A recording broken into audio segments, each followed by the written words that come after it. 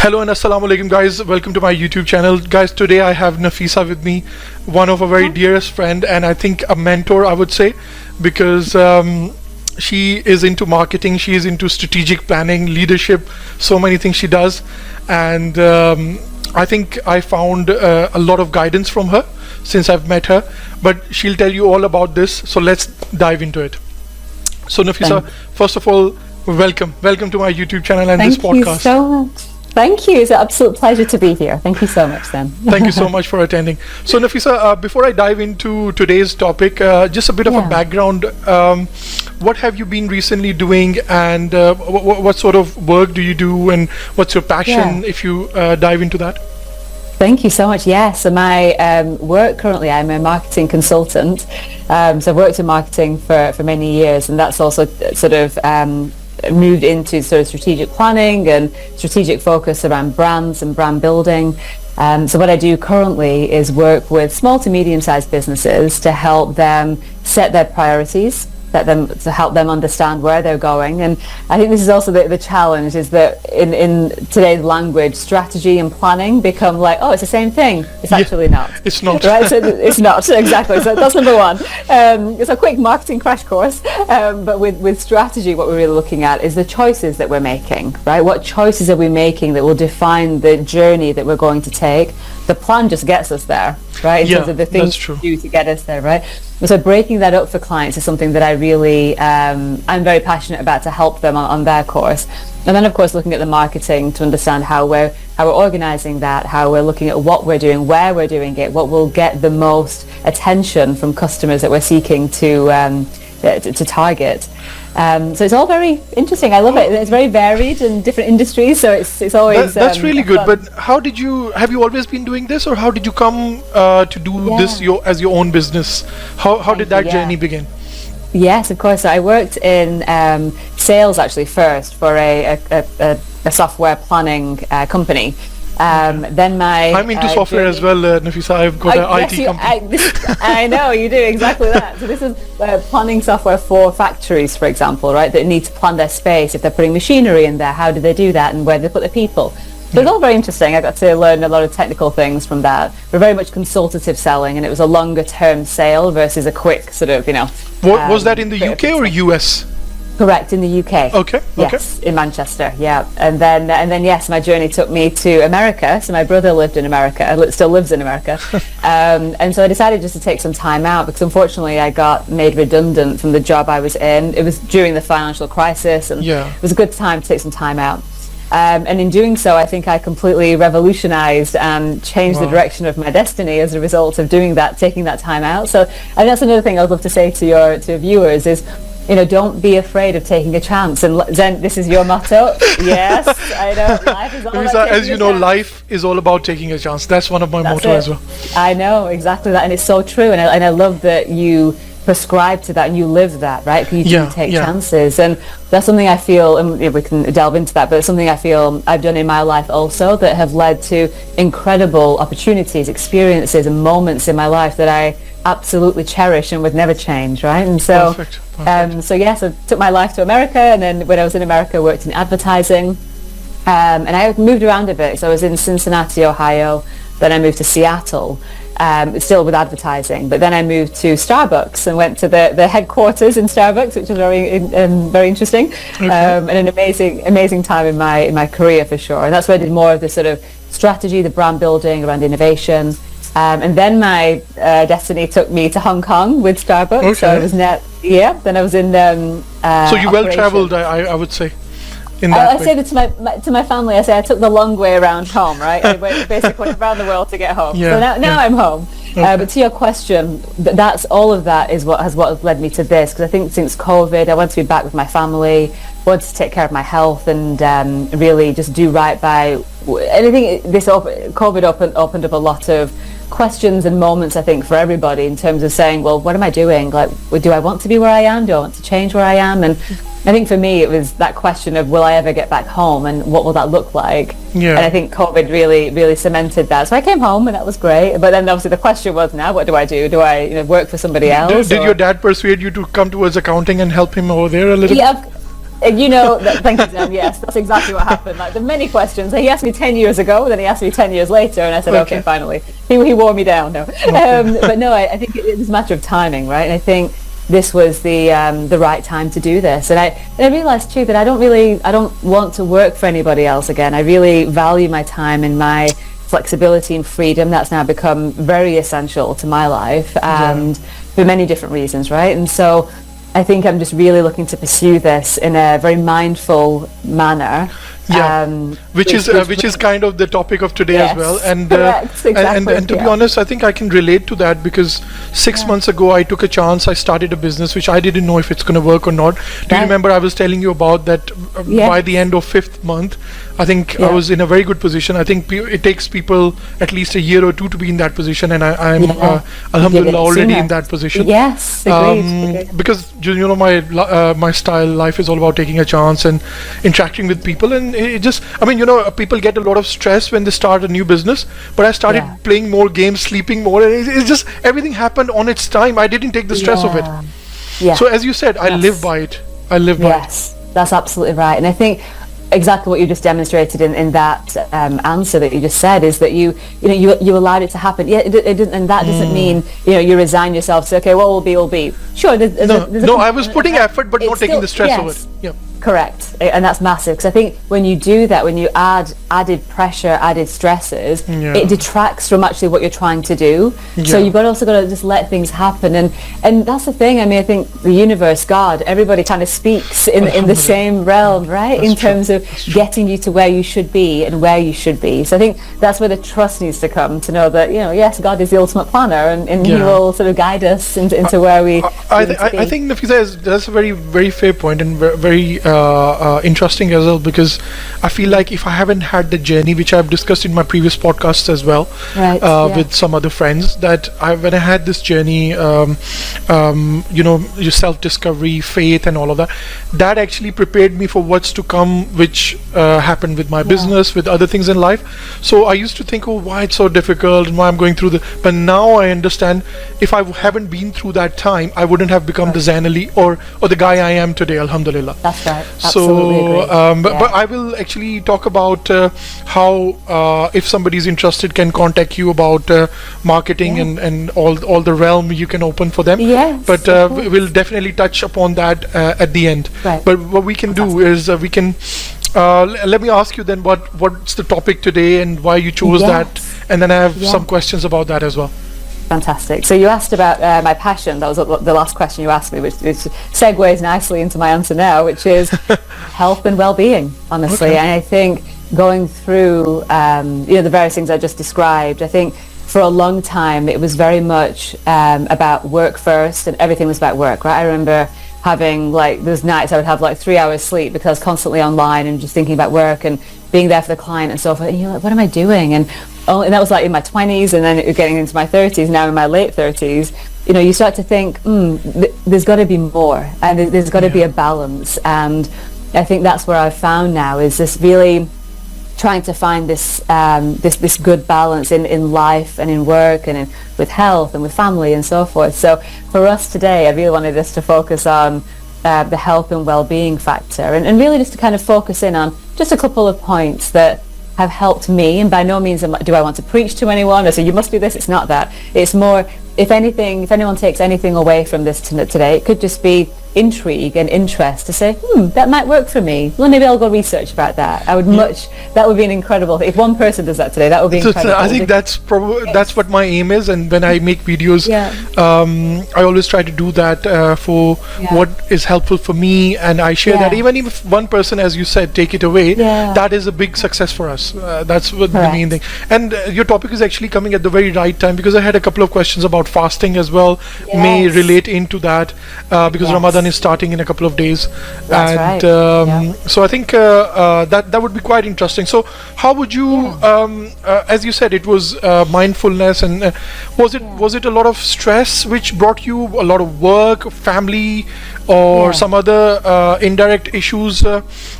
Just before I go into that, I have to say that I can relate with you when you said the flexibility comes with the business, because I think from a job, I feel so much flexible now. I mean, I was doing everything anyway, like in terms of gym and my, work-life balance.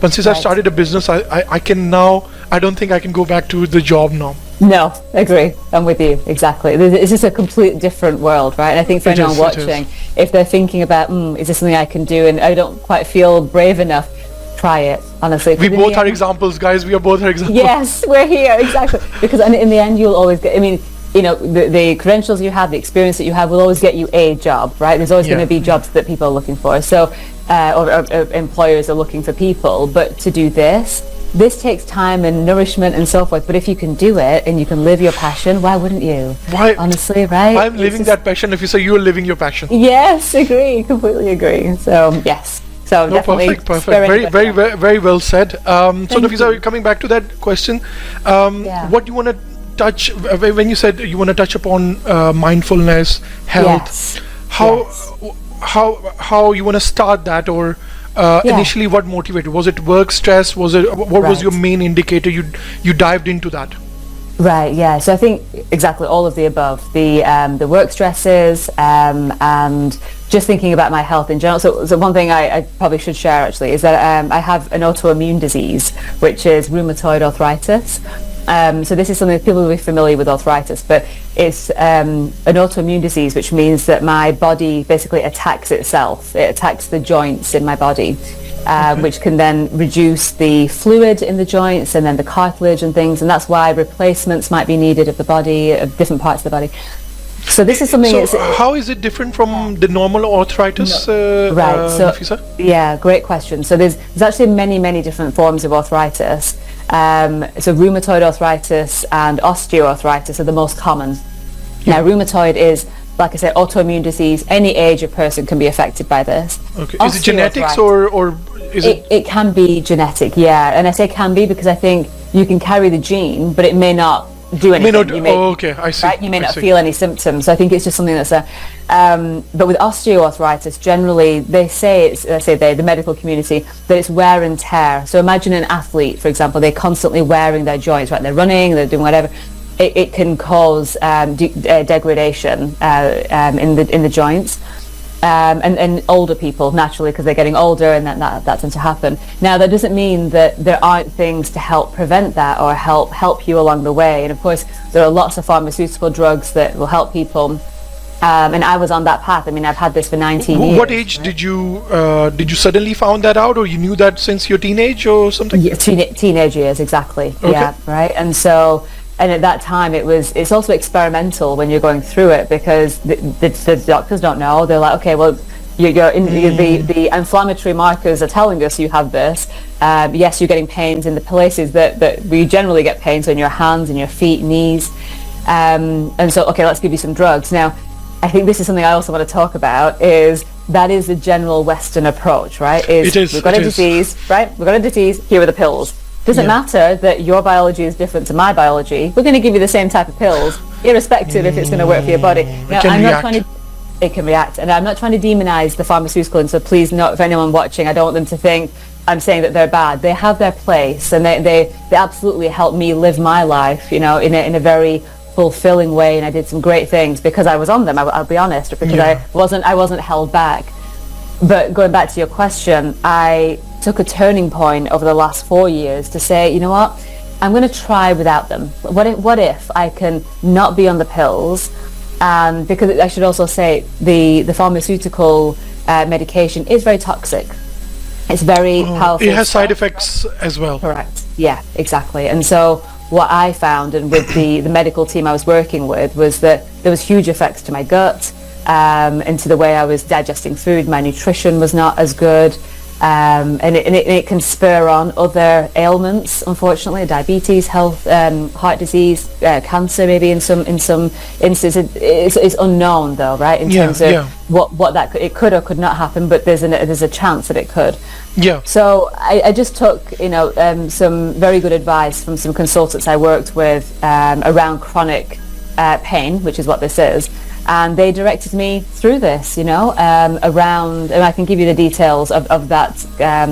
I can put it in the description of the yes, agree, of the video. of the clinic. Yeah, that would be wonderful. So if anyone wants to check them out, I think they should. but they were incredible. And this was all about getting back to health, restoring health, right? This is not a curable disease, but it is a disease that you can manage, and like I said before, not feel the symptoms of. So going back to what I said, so 4 years ago, I said, okay, I want to go on this journey. And it kind of coincided with COVID and lockdown. So actually for me, lockdown was not a bad time in a way, because I was able to focus and concentrate on my health and really, double down on everything I needed to do, be meticulous about my nutrition, about my diet, my sleep, all the things we're going to talk about in a second. I think, Nafeesa, this kind of sometimes this kind of circumstances actually push people for a reset in life. Oh my goodness, so true. So well said, Zain. Yeah. I mean, I remember when I was going through a phase of my immigration struggles and stuff, but that was the phase where I explored, like I was studying IT, about faith and all of that things, and when finally that chapter was over, I was so much like well prepared, reset, whatever word you want to give it. I was completely a different person. Yeah. That's exactly how I felt. Like it was almost like I was me, but a better version of me, and I'd realized a whole new journey of being and learning about myself, my body, and what my body really needed. And so I think it was a very healing spiritual time, honestly, which was really great. So perfect. Of what I learned, I think that these are the key things from that around sort of gut health and nutrition, sleep, movement, and community, I would say. So you said that the three are the key factors, right? Yeah. So how would you call this? So you learned three factors, or how would you like describe them in terms of? Yeah, right. So I think first and foremost for me was about sort of gut health and nutrition, right? So in terms of what I'm putting in my body is basically, goodness in is goodness out, right? Let's put it that way. Yeah. Right. So I cut out all of the things that were harming my body for me. And again, this is my journey. But if anyone's, or if your listeners watching and your viewers watching this, that it could be things that they may want to think about. Like, is this actually helping me or not? So for me, it was cutting out gluten, dairy, caffeine, no processed foods, pretty much no packaged foods, right? Because a lot of them have added chemicals or things in them. So really a whole food diet was something that I was really focused on. And not only that, so it was what I ate, but how I ate. And what I mean by that is, not, for example, not eating by the clock, but eating by my stomach. So if I felt hungry, then I ate. And this gets us actually to fasting, right? And I was actually about to ask you that question right at that moment. Yes. Great timing. And this is where I think where I love the Muslim faith and the Islamic faith, is because it's so logical. All the tenets that Prophet Muhammad, peace be upon him, talked of were extremely logical about why we should do the things we do. Fasting. It's actually very good for your system to detox and to have a break. Now think of this, right? Think of the gut. Now I had the vision of my consultants helped me with this. Think of your gut like you're on a treadmill, right? You can be on a treadmill and keep going. You can't be on a treadmill all day though. You'll get tired, right? Yeah, that's true. Right. That's the same for your gut. So if you're constantly eating, it's constantly working, right? And if it's constantly working, and again, someone like me, where inflammation is a very big problem, and inflammation, just a quick one on that, is, you sprain your ankle and it swells, right? That's inflammation. Now that's a good thing, because it allows us to understand when our body is reacting against something and when it needs help. Got it? Yeah. Someone with my disease, or like with an autoimmune disease, means that it's always on. So that alarm clock never turns off. So you need to do all the things that you can do as much as possible to keep inflammation low, right? So now if I go back to the gut and thinking about like digesting food, when you're using your gut, you're increasing the inflammation potentially, because also what's in your gut is your immune system. So and 70% of your immune system lives in the gut. So if you're constantly working it, you're affecting your immune system, which again, for someone like me, means I'm affecting my disease and it's provoking the making symptoms. Worse. Correct. And like you said, Nafeesa, the intermittent fasting. I mean, a lot of people do intermittent fasting, but the time of Ramadan, for example. Yes. I was reading somewhere that if you do it for 30 days, like the physical cleansing, then there's a lot of fat in your body which even by exercise you can't burn. But if you for 30 days consistently, if you fast in a particular time, and which we do in Ramadan, that's like a complete reset of the body. Complete reset of the body, yeah. And generally I think it takes about 3 weeks to rid yourself of things, right, in your body, exactly, which is why there's this turnaround. So for myself, I mean, I had the regime for a whole year, and I do this sporadically now. I don't do this as often, but on Sundays, for example, I would fast the whole day. I would drink. I would drink sort of juice that I made from at home. So kale, spinach, celery and beetroot was my juice I would make at home, and I would only drink that for the day with water and herbal teas, but no food. So I stopped eating about 6 p.m. call it 7 p.m. on Saturday. I did not eat again until Monday at 6 a.m. for breakfast. But in that about 36 hours, I really cleansed my system, and what I noticed on those days was I had less pain, right? Really? And yes, consistently less pain. Miraculous, isn't it, for you, when you would have felt it for the first time? The difference. Right. Yeah, and I was like, this is incredible. And of course, in your head, you're like, oh, I just won't eat then. But of course, you need to eat. So, but what I do now, and the change that I've made is I eat quite early now. So I try to eat by 6 o'clock. I want to be done. I don't want to eat after 6 o'clock. And then again, I'm allowing myself to fast until the next morning. So if I give myself 12, 13 hours of, it's incredible. So again, I would urge people to do this. Like, it's very beneficial. So don't snack. Like, after you've had your dinner, eat your dinner. Stop. If you want to drink, but don't eat anything, and see how you feel the next day. And it's an experiment, right? This factor, are you calling it the gut health, or what's the first one? Yes, gut health. Correct. Yes, gut health. Gut health and nutrition, Perfect. And what's the second one, Nafeesa? Yeah, so I'll just finish off on that first one in terms of nutrition, And so, like I said, I cut out the gluten, the dairy, and so forth. So the whole food was the nutrition, right? And I think that, again, this is something, something for people to understand is, although, I mean, when people say this too, that, healthy eating is so expensive. Okay, I can see that. But that is true to some extent. It is true to some extent, but think about what you're not spending the money on. If you decrease the money on the bottles McDonald's of Coke, and all McDonald's, fast the food, takeaways, all that, you tot all of that up, then compare it to what you would spend on the nutritious food. It might be a bit more expensive, but in the end, you're fuller for longer. You're eating better food, right? And you're not eating as much. And honestly, in the end, you don't need to eat as much as we think we do. Most of it is, as a marketer, as you're a marketer as well, it's marketing messages that are telling people, you need to have breakfast, you need to do this. Like, you don't. You need to go by your own biology and understand your own body to understand what you need, right? But do the things to help your body by having nutritious food that you know will do you better. And some of that is and another thing I will give you as well, Zain, is Zoe is a company that are very sort of up on this. It's all about nutrition. And Dr. Tim Spector is at the forefront of this field in nutrition and so forth. And what he's looking at and what he's developed in his company, Zoe, is a sort of almost like a glucose monitor. Okay. What this allows you to understand is, of the food that you're eating on a daily basis, what is it doing to you? Because, for example, gluten's not good for me. It might be fine for you. You may digest it very well. I'm making it up. But tomatoes may not be good for you, but good for me, right? So you can't really know that until you test yourself. So I'll give you the website of this company. And again, I'll put that into the link. That's quite interesting, because while you're eating, you can actually analyze what type of food is more beneficial for you. And as you said earlier, I think sometimes you don't have to eat much, but you can eat good, you can eat less, and you can feel more energetic, more fuller, more satisfied, Yes, and this is a bit of a side issue, and I'm not going to go into grave details, but from an aging process as well, I've been reading about this, about sort of how we age and why aging isn't really seen as a disease. It probably should be, because as humans, we have the potential to live a lot longer than we actually do. There's no reason, really, why we can't live to 150,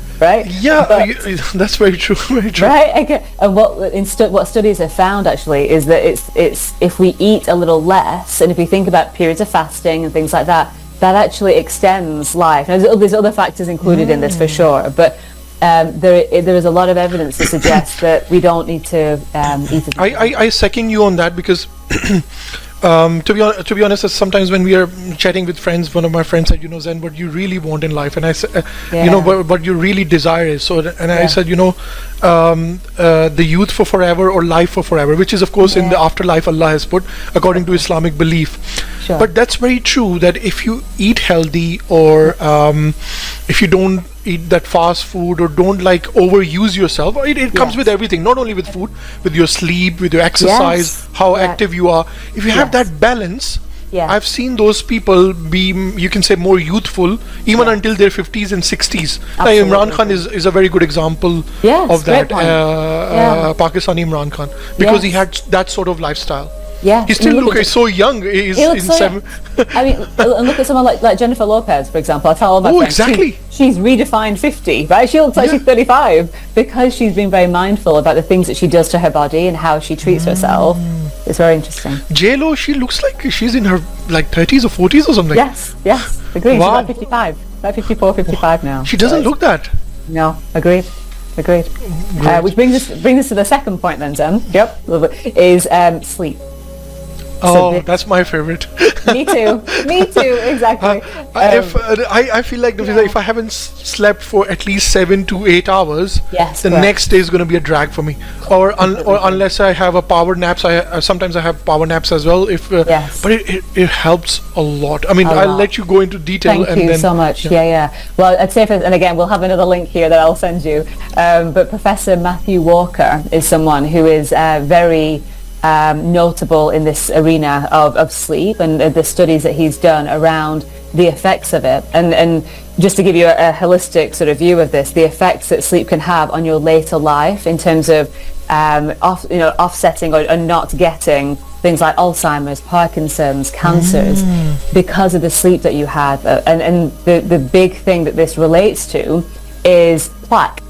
So imagine on your teeth, you get plaque, right? That's it, right? And we brush our teeth, obviously, to clean our teeth. We get the same thing in our brains, plaque, that builds up over time that you have to clean. So there is a system of the body. Now, again, I'm not a scientist here, so I want people to corroborate this, but of what I know, there is a system called the glymphatic system, which is all about clearing the brain, right? So now let's get into sleep and the importance of it. The reason you need to sleep for the hours that are suggested, between 8 to 9 hours, and also, by the way, this is not a case of go to bed at 1 a.m. and get up at 10 a.m., right? It's actually the earlier you go to bed, the better, because of the effects of the morning time. Now, let me explain that. So, if you're going to bed, say about 9:30, right? You're allowing yourself to fall into a sleep, into what they call a REM sleep, right? When your eyes are doing that movement and you're going into dream state. And then it's a deep sleep probably after that. Correct, which is the non-REM sleep, right? But it's the non-REM sleep that allows for the healing, right? And again, Matthew Walker talks about this in much more detail, so I'm not going to pretend to know all the science. There's a lot that he will tell us. But that's kind of the full cycle and the importance. So the earlier you go to bed, the more time you're allowing for this whole cycle to actually go through for your body, to clean up all of that plaque and to get rid of it, to have a nice healing sort of sleep. And then when you get up in the morning, then you're refreshed, right? And you have that. And it takes time to build that up, and you have to have consistency. So it's not a case of do this one night, not the other. No. Try this as an experiment, to do this consistently for a couple of weeks and see how you feel. And see the difference. Just to mention in this as well, because of course there are people from all sort of professional backgrounds. Some people are working at night as well. So whatever pattern they develop, for example, the kind of, sometimes I'm working, since I've started the business, my pattern is mostly like 1 or 2, 1 o'clock-ish, and then I'm waking up 9, 10-ish, but I'm starting work at 11-ish. But because of my work time, that pattern has become consistent for me. But I'm still making sure that it's 7 to 8 hours of sleep. Agree. And I think that's where I'm going to pause my sort of learning and things like that. And I think this is where Matthew Walker is very helpful, because I know he does talk about, there are people who are night owls and there are people who are daytime people, right? And so understanding your rhythm and what type, I believe he calls it chronotype. I think that's the right word. Okay. And I think this, and again, I'll give you the link of his website and so forth. But I think he has a quiz, a test that you can take, which will help you understand, right? What kind of person. And it's a quick aside. I've often thought about this for workplaces, right? If workplaces understood better their people and their habits and their rhythm of working, it might actually help people work better, right? Because I always wanted, Nafeesa, I mean, just to sorry to interrupt you. It's okay, yeah. But I've worked in different IT companies, and there was one company who allowed people to have a power nap in your 1 hour break.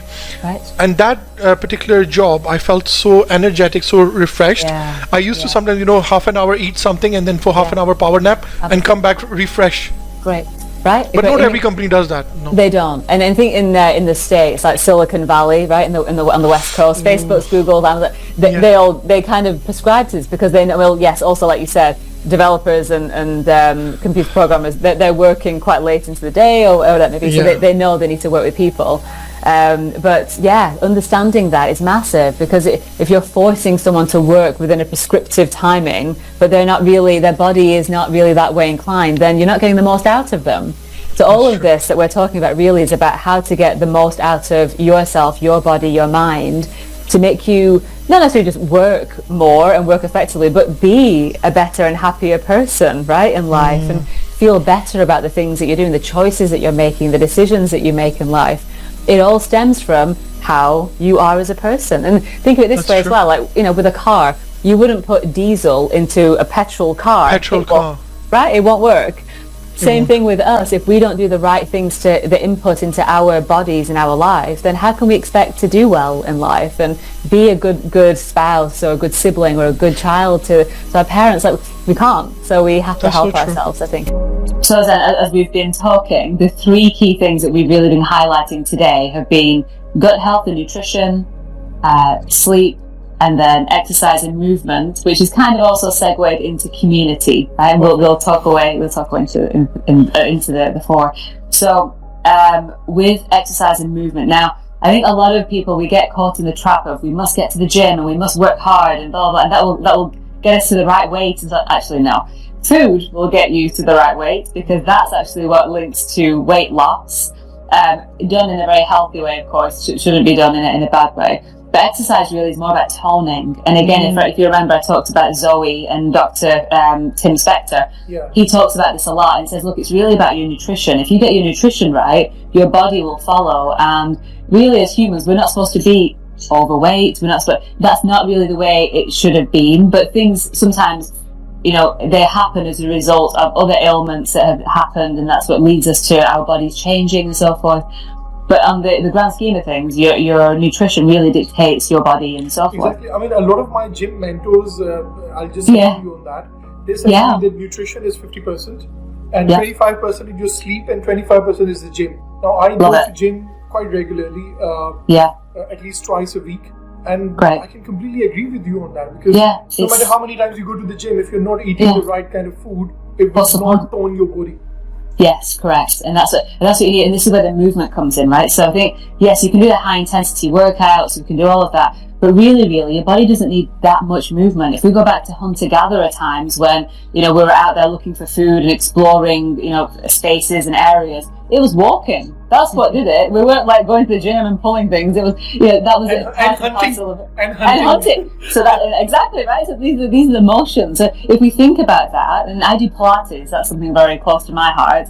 And it's very good, I found, for helping, and it's all about your core strength, right? So if you help your core, the muscles in your torso, which then help your spine and your back, your shoulders, your neck, your legs, everything is then connected. And my tutor actually, she taught me this. For example, if you're reaching something from a cupboard, it's not that you're just using your arm to do that. You're using your whole body. So you have to stand right. You have to, really root your feet into the floor. Stand well. Stand in a good position. Engage your core. Now reach for something, right? And when you do all of that, you're helping your body, because by overstraining or overstretching, you're not doing yourself any good. So it's understanding, I think, again, how your body works in these different ways. And again, it's not a lot of like high intensity stuff. It's small movements. And as someone like me with arthritis, I can't do the high intensity stuff. Right? I need to do the small things. No, and it's been incredible. I agree. And when I go to gym, my motivation is not to become like Arnold. I mean, maybe if I need to, but I think my main aim, as you said, is just to be more toned, more active. and Yes. do the low to medium intensity workout just to be stable. Whatever you do it consistently. If you do quite a lot of high intense, you may not be able to do consistently. That's a really good point. And to maintain that sort of muscle as well.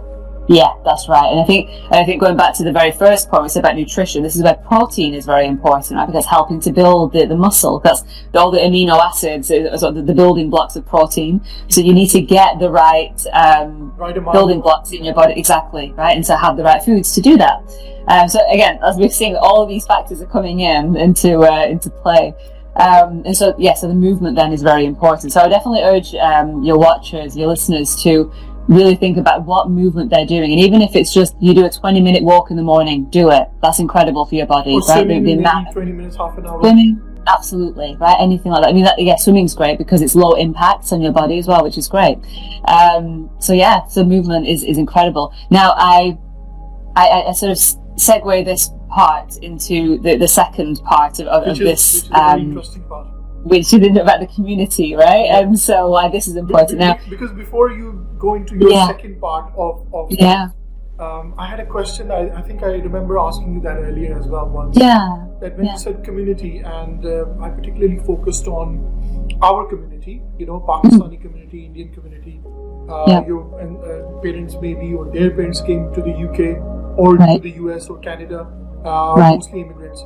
But with a lot of research, I listened to a lot of scholars. One of the scholars is Dr. Mohit Pirzada from Pakistan. He's a very good scholar. He was an anchor as well.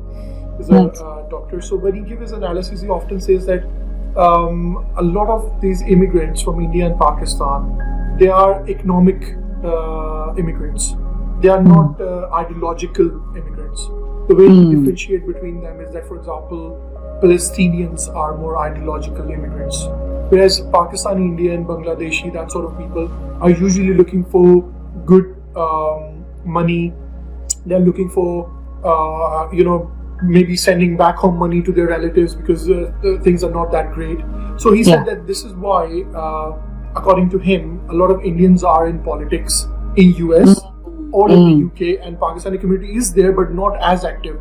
But maybe if they were as active as Indian community, then maybe current situation of Pakistan establishment versus Imran Khan, all of that, but without going into detail, he said that maybe the situation would be a lot different. Maybe more like India, where more democracy is promoted rather than they know the powerful force like establishment for Western forces, they can use them. But anyways, that's a completely different topic. So I wanted to ask you, do you also think that our ancestors, or especially India Pakistani migrants, are economic migrants versus ideological, or and what's your take on that? Basically, I wanted to. Yeah, I think maybe it's a mix, right? So I imagine in the 50s and 60s, when there was a huge wave of, especially Pakistani Indians and Bangladeshis, coming over from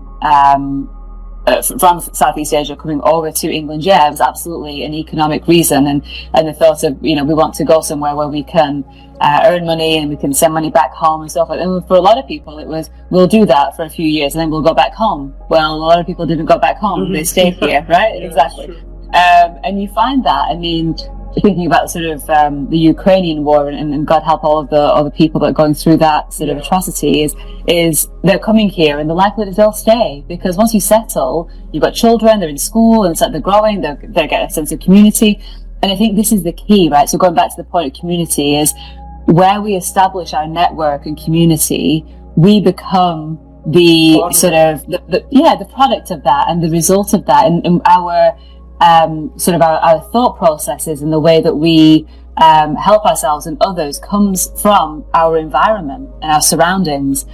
So this is a really interesting point that you've raised, Zain, because I think, coming from, to your point of your question about is it economic or ideological, I think honestly, even if it's any one of those two, the result of that, when you come and you settle, is then the onus is on yourself as to, well, what kind of world do you want to now live in, right? You've made the step to leave, which is a massive, anyone leaving their homeland it's incredibly stressful. I'll just, right?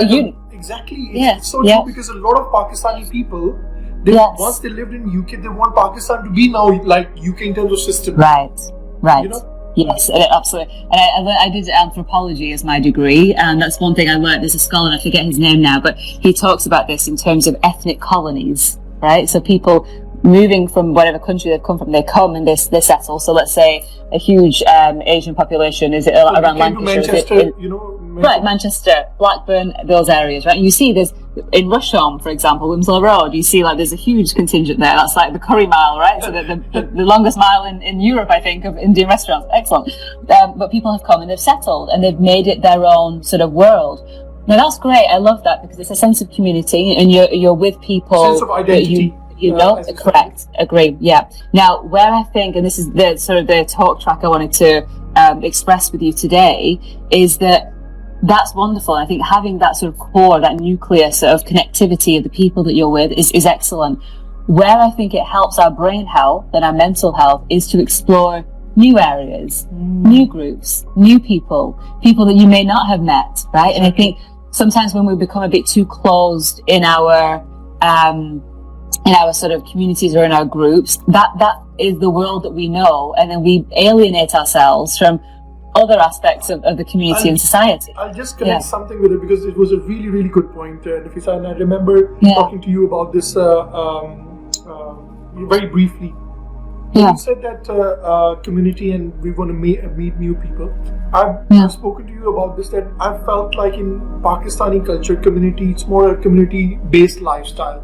Whereas in Western lifestyle, it's more like isolated or more independent and more lonely, or, you know, I may be wrong, but it's like more, sometimes people are stuck in that ways where they, even if they want to, they are unable to get the sort of support or communication, or you know, they feel lonely in that way. And then it can lead to depression, anxiety, all of those things. So, and I remember you telling me that Zain, it all depends upon which area they came in. Some areas were, I remember you touched upon that. It was really informative for me that if it's a cotton market or an industrial area or coal mining area, it defines that area, the mindset, and then their generations after generations. Yes, so, it was very, very similar point. Yeah, exactly. And I think, and in some ways you can almost think of this as almost like two timelines, right? So one is that from a Western standpoint of people that were born and bred here, and I'll probably make this more about people not from a South Asian descent, just for a moment. That's changing now generationally, because, for example, I was born in England. I'm English. I'm British, as I say. I'm European. Yes, also a global citizen. Okay, global citizen. Global citizen, right? Yeah. But if we go back to, say, like the 50s and 60s, in those times, it was very much that you lived in the area that you were brought up in, right? Wherever you were born, you stayed around that area. Your parents, your grandparents, your aunties and uncles, maybe even on the same street, right? So this was very normal for typical sort of white families and so forth, or like society in general, say in the UK. Now, as we move on and as we think about education getting better, jobs getting better, families would then actually become more separate, because now the kids are saying, actually, I'm going to go to the city. I'm not going to stay and work in the coal mines or in the factories, because they're closed down, for one. And second of all, my education's better, so I'm going to go to a city. I'm going to go to London or Manchester. My parents still live in the hometown of Blackburn, for example, but I'm now going to the big city. Now the family has become disconnected physically, right?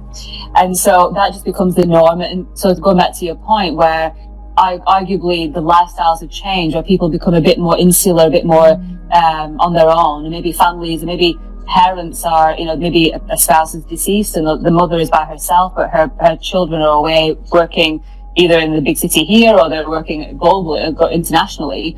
There's a disconnect, right? Now, if I compare that to, say, the Asian sort of model and what's going on from the 50s and 60s, when there was a huge migration of the Asian sort of community, imagine then it was them starting in that similar mold of like, okay, families stay together and so forth.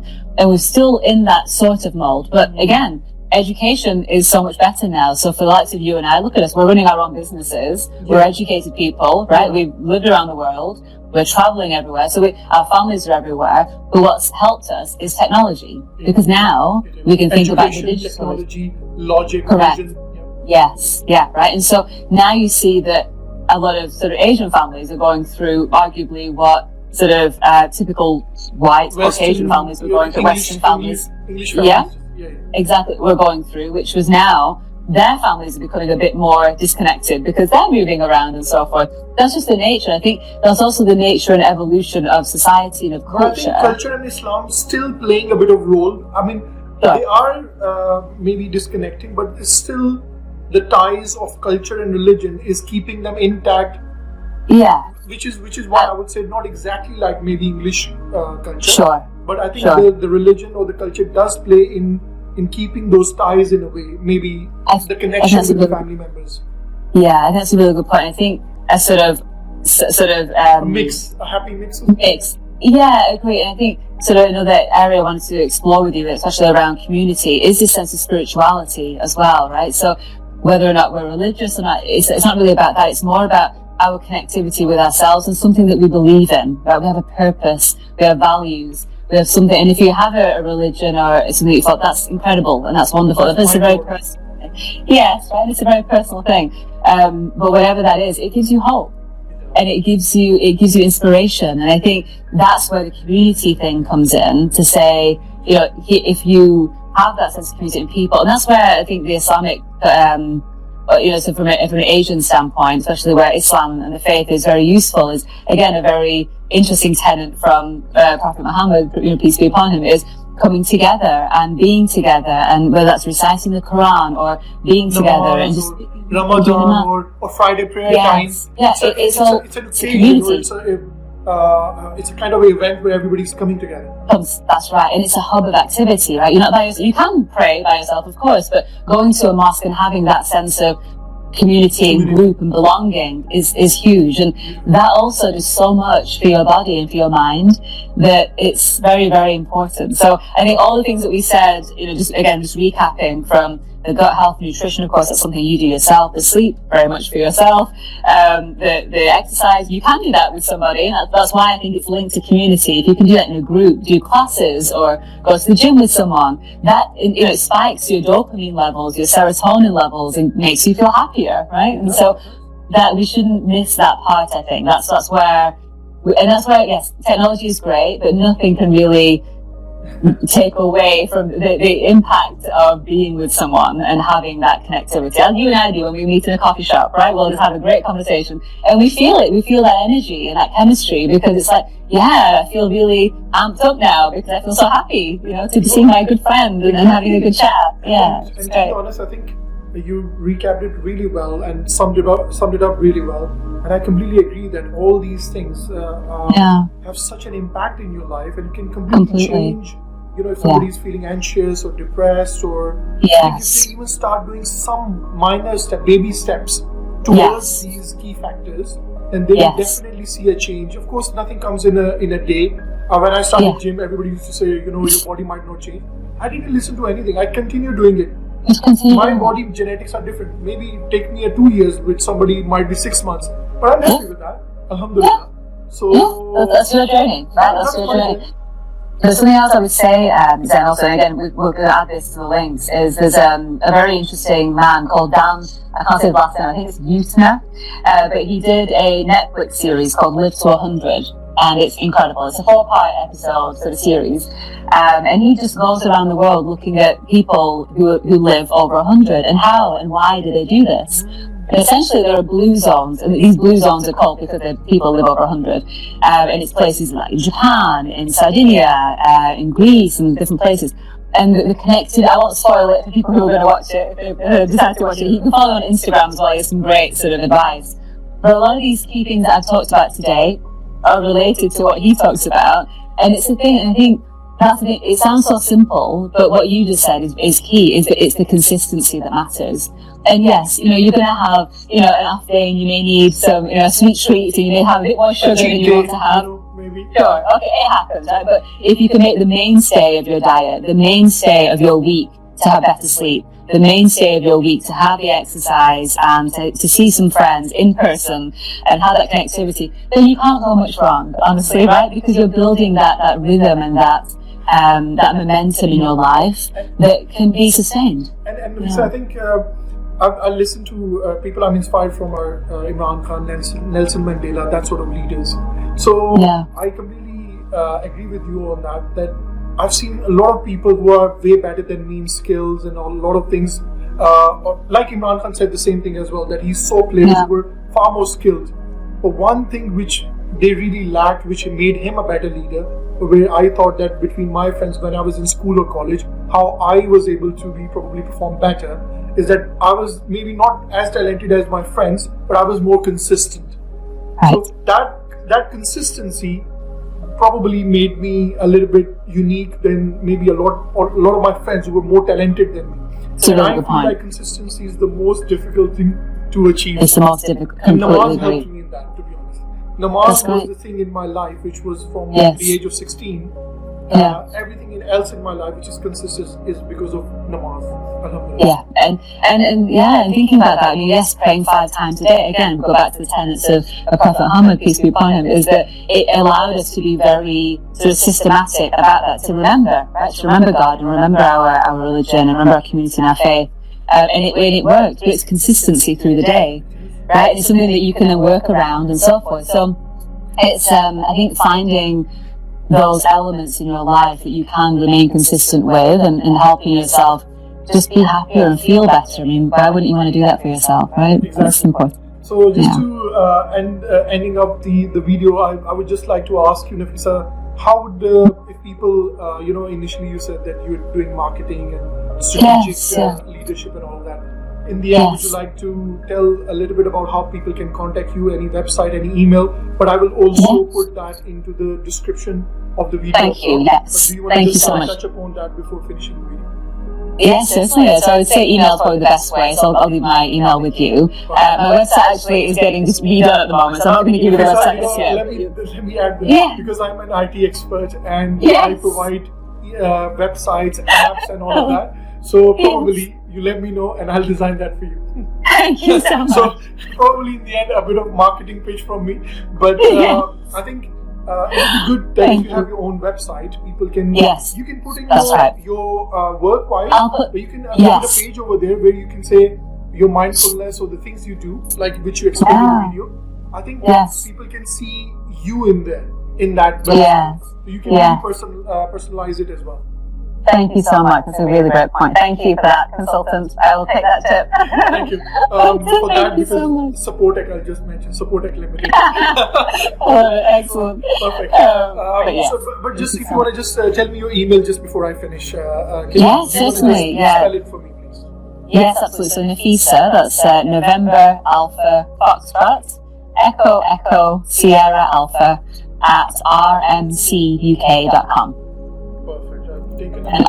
RM, yes. And I'll put that Yes. in the description as well. It was so lovely. Thank you so much, Nafeesa. Thank you so much. The podcast was really spot on, really tremendous, and hopefully in the Right. future we might connect back again, maybe on a Yes. different topic if you like to. But thank you so much Yeah. for coming today. I appreciate that. Thank you so much. Thank you, Zain. Thank you guys. Thank you for watching. Take care.